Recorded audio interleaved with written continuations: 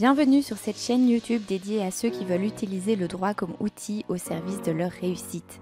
Je suis Alexiane Wins, avocate au barreau de Bruxelles et depuis 2011, j'aide les indépendants à relever les défis juridiques qui se présentent au cours de la vie de leur entreprise. Sur cette chaîne YouTube, je vulgarise le droit et partage avec vous des trucs et astuces issus de ma pratique. Pensez à vous abonner parce que comprendre, c'est déjà avancer. Bonjour, bienvenue dans cette nouvelle vidéo. Aujourd'hui, je voudrais qu'on parle d'un sujet lié à la rentrée judiciaire. Vous savez qu'on est au mois de septembre et le mois de septembre, donc c'est le mois de la rentrée judiciaire. Et évidemment, c'est un mois qui m'inspire des vidéos sur les procédures, sur les litiges. Voilà, c'est un petit peu le moment où on se replonge dans ces dossiers, où il y a plein de questions qui ressortent et j'ai envie de vous proposer une petite série de vidéos sur cette thématique avant la fin du mois de septembre ici.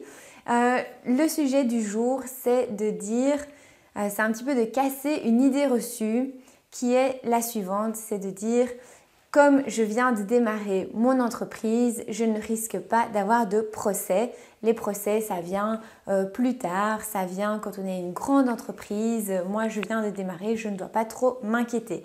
Et ça, eh bien, c'est faux. D'expérience, je peux vous l'assurer, j'ai certains de mes clients, mais pas la majorité évidemment, mais certains de mes clients se sont fait attaquer, on va dire, pendant la première année d'activité, entre le premier mois de la création de leur entreprise et la première année d'activité. Et c'est aussi une des causes dans le top 20, on va dire, des raisons qui font qu'une start-up peut échouer. Alors quand on dit start-up, ça peut aussi être une autre entreprise, mais c'est simplement qu'on a des statistiques pour les start-up. Une de ces causes, donc, c'est le manque de préparation et l'ignorance quelque part au niveau juridique, ce qui peut mener aussi à des procédures et à de nombreux problèmes pour les entreprises dans les premiers stades de leurs activités forcément, puisque on le sait, les 3 premières années d'activité sont plus sensibles que les années suivantes, mais donc la première année est particulièrement sensible pour tous les problèmes qui risquent d'arriver. Et c'est aussi une année sensible. Pourquoi? Simplement parce que pendant la première année, l'entreprise n'a pas encore vraiment eu l'occasion de générer peut-être énormément de revenus. Les choses sont en phase d'implantation, d'apparition sur le marché, etc. Donc la situation financière peut être un petit peu instable dans cette période et c'est un peu une période de fragilité. Alors, vous le savez, dans mes vidéos, j'aime bien vous parler de ça pour vous donner des trucs et astuces pour que vous ne tombiez pas dans ces pièges et pour que vous n'ayez pas de mauvaises surprises. Une des manières de faire, c'est de bien préparer votre projet et d'essayer d'anticiper tout ça.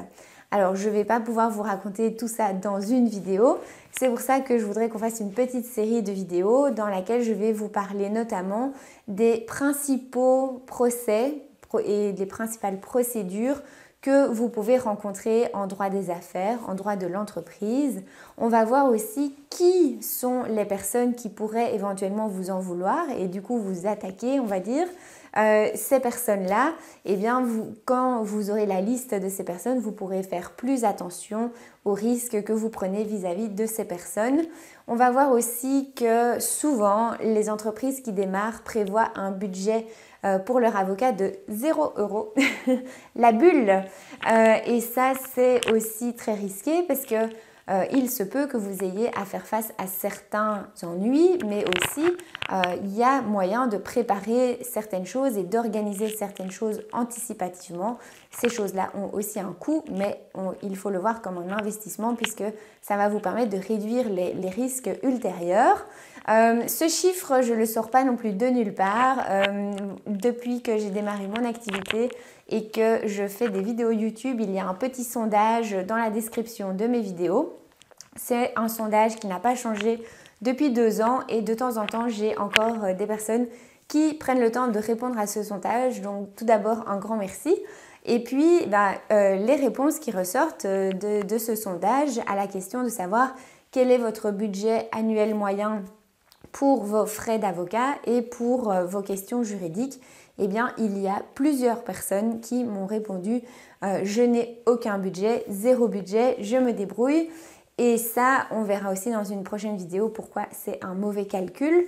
Et en même temps, qu'est-ce qu'on va devoir prévoir comme budget raisonnable lorsqu'on démarre. On ne va pas non plus exploser les chiffres, mais simplement vu aussi l'importance grandissante du plan financier que vous devez élaborer à la création de votre entreprise, ça vaut la peine de prévoir un poste pour ces questions-là.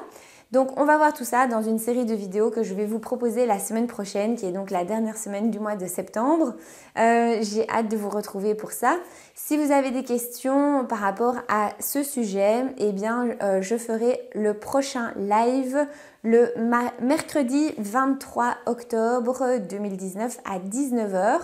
Donc n'hésitez pas à poser toutes vos questions dans les commentaires des prochaines vidéos pour que je puisse vous y répondre pendant le prochain live.